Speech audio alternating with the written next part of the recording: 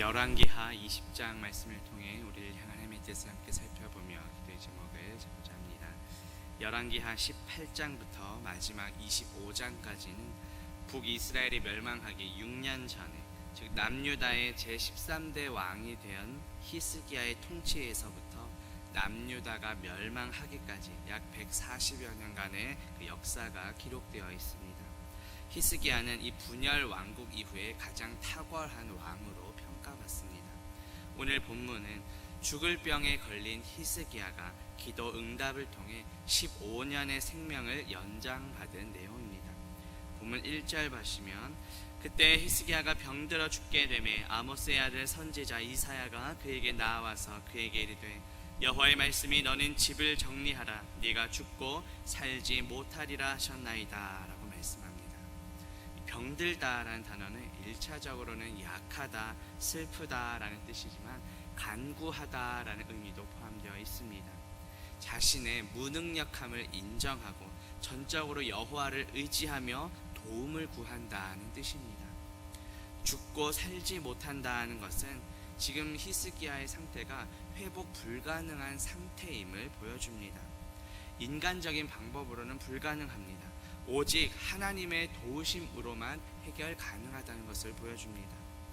당시 이스라엘에서 왕이 인생의 전성기에 죽을 병이 드는 것은 하나님의 진노로 여겨졌습니다.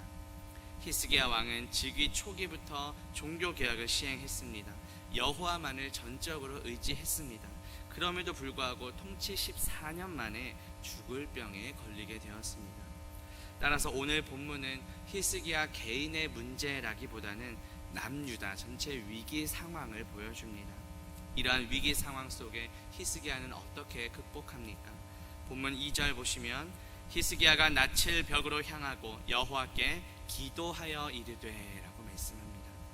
히스기야는 이사야 선지자의 말을 듣자마자 여호와께 기도했습니다. 문제의 해결이 오직 여호와께 있음을 알았던 것입니다.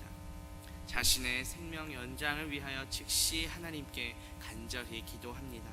낯을 벽으로 향했다는 것은 이 세상의 모든 것을 뒤로하고 오직 마음을 여호와께로만 향하겠다는 그런 강력한 의지를 보여줍니다. 하나님은 인간의 생사화복을 주관하시는 분이십니다. 하나님께는 불가능이 없습니다. 히스기야는 하나님의 그러한 전능하심을 믿고 지금 위기의 상황 속에서 온전히 하나님을 의지하며 기도합니다. 우리의 모습은 어떠한지 돌아봅시다. 위기의 상황에서 삶의 어려운 고난이 닥칠 때 누구를 먼저 바라보고 의지하고 있습니까? 이 세상의 인간적인 방법을 의지하기보다 먼저 우리의 마음을 주 예수께로 향하고 예수 그리스도의 도우심을 구하는 저와 성도님들 되시기를 주님의 이름으로 축복합니다. 본문 3절 보시면, 여호와여 구하오니 내가 진실과 전심으로 주 앞에 행하며 주께서 보시기에 선하게 행한 것을 기억하옵소서 하고 히스기야가 심히 통곡했다고 말씀합니다. 본문에 나온 히스기야의 기도는 동일하게 이사야서 38장에도 나옵니다. 이사야 38장 3절에 보면, 이르되 여호와여 구하오니 내가 주 앞에서 진실과 전심으로 행하며 주의 목전에서 선하게 행한 것을 기억하옵소서 하고 히스기야가 심히 통곡하니 라고 말씀합니다. 기도의 내용을 요약하면 자신이 진실과 전심으로 여호와 앞에 행하며 주님 보시기에 선하게 행한 것을 기억해 달라는 내용입니다. 이렇게 기도하면서 히스기야가 심히 통곡합니다. 열왕기하 21장 다음 장 본문에 의하면 히스기야의 아들 므낫세가 왕위에 올랐을 때의 나이가 12살입니다.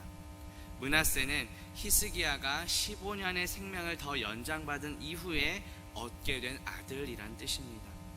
따라서 지금 오늘 본문에서는 히스기야가 아직 아들이 없는 상황입니다. 후사가 없이 죽는다는 것은 너무나도 큰 형벌로 느껴졌을 것입니다. 이스라엘에서 장수는 하나님의 축복으로 여겨졌습니다. 그런데 당시 40세였던 히스기야의 입장에서는 한창 나이에 지금 죽을 병에 걸리게 된 것입니다. 이사야서 38장 10절에 보면, 내가 말하기를 나의 중년에 스올의 문에 들어가고 나의 여생을 빼앗기게 되리라 하였도다 라고 말씀합니다. 히스기야 당시 심정이 잘 드러나고 있습니다. 이렇게 간절히 통곡하며 기도할 때 하나님께서 어떻게 응답하셨습니까? 본문 4절 보시면 이사야가 성읍 가운데까지도 이르기 전에 여호와의 말씀이 그에게 임하여 이르시되 라고 말씀합니다. 이사야는 남유다의 수도 예루살렘을 중심으로 사역했습니다. 이사야 선지자가 이 왕궁을 채 벗어나기도 전에 하나님의 말씀이 즉각 임한 것입니다. 히스기야의 기도에 대한 하나님의 응답이 그만큼 신속했음을 보여줍니다.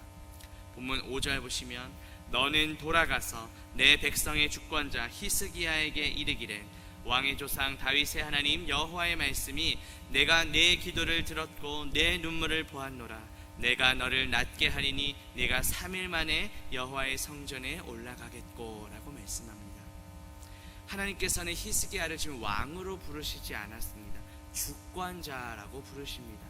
이 주권자는 백성들 앞에서 하나님의 뜻을 전달하거나 실천하는 지도자라는 뜻입니다. 내 백성의 주권자라는 이 호칭은 하나님의 마음에 합한 왕들에게 주어졌던 호칭이었습니다. 사무엘 하 5장 2절에 보면 네가 내 백성 이스라엘의 목자가 되며 내가 이스라엘의 주권자가 되리라고 말씀합니다. 이전에 다윗 왕에게도 동일하게 사용되었던 호칭입니다. 이런 호칭이 다윗 왕에게도 주어졌던 이 호칭이 지금 히스기야 왕에게도 부여되었습니다. 이것은 이 히스기야 왕 역시 이전의 다윗 왕처럼 하나님의 마음에 합한 하나님께 인정받는 왕이 되었다 하는 뜻입니다. 히스기야가 이렇게 하나님께 인정받을 수 있었던 이유는 여호와를 의지하고 모세의 율법을 지키며 하나님의 주권을 인정했기 때문입니다. 히스기야에게 응답하신 하나님은 어떤 분이십니까? 왕의 조상 다윗의 하나님이라고 말씀합니다. 다윗의 하나님이라는 호칭은 다윗의 후손들이 반복해서 지금 범죄했음에도 불구하고 그 다윗과 맺은 언약을 계속해서 신실하게 지키시는 하나님의 모습을 보여줍니다. 하나님께서 이미 히스기야의 죽음을 선고하셨습니다. 그렇지만 그 이전에 다윗과의 언약을 기억해서 지금 히스기야에게 은혜를 베푸실 것을 보여줍니다. 하나님께서는 히스기야의 기도를 들으셨습니다.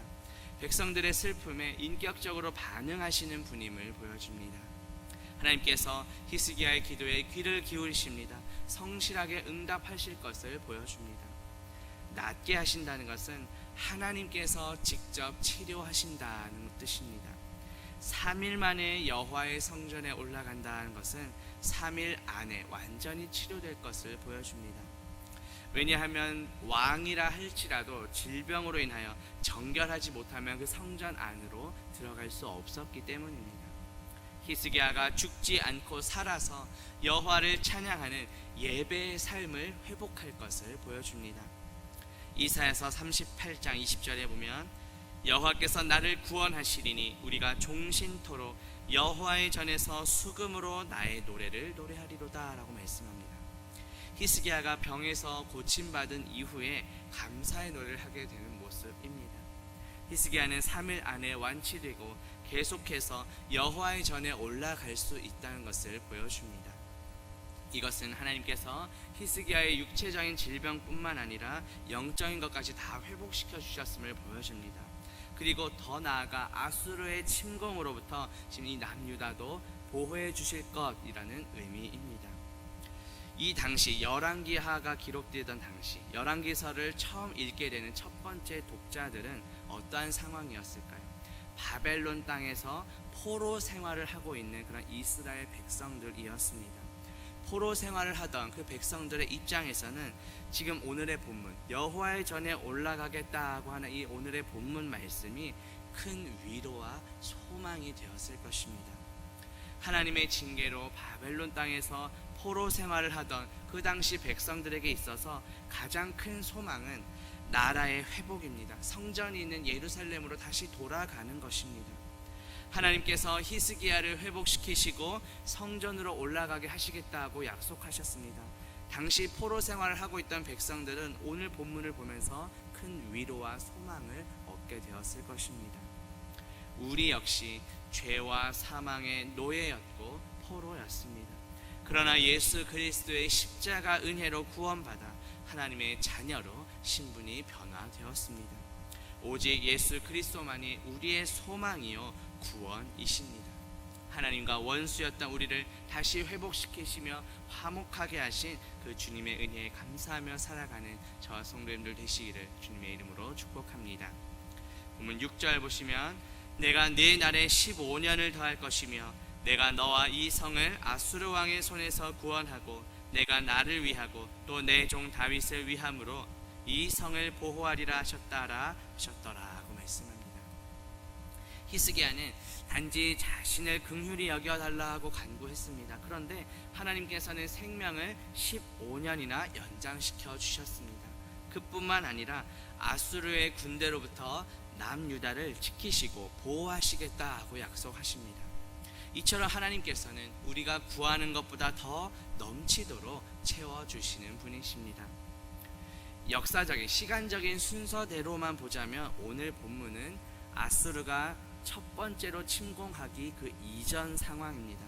히스기야는 하나님의 은혜로 이렇게 치료를 경험했습니다. 그렇지만 그 이후에 마음이 다시 교만하여집니다.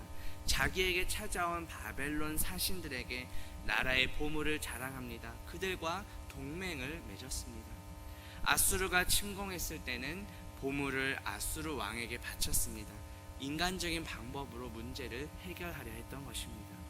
이렇게 하나님께서 아수르로부터 보호해 주시겠다고 약속하셨음에도 불구하고 군사력이나 재물 등 인간적인 방법, 세속적인 힘을 의지했던 것입니다. 역대하 32장 24절 25절에 보면 그때에 히스기야가 병들어 죽게 되었으므로 여호와께 기도하매 여호와께서 그에게 대답하시고 또 이적을 보이셨으나 히스기야가 마음이 교만하여 그 받은 은혜를 보답하지 아니하므로 진노가 그와 유다와 예루살렘에 내리게 되었다고 말씀합니다. 여기서 우리의 모습 돌아보기 원합니다.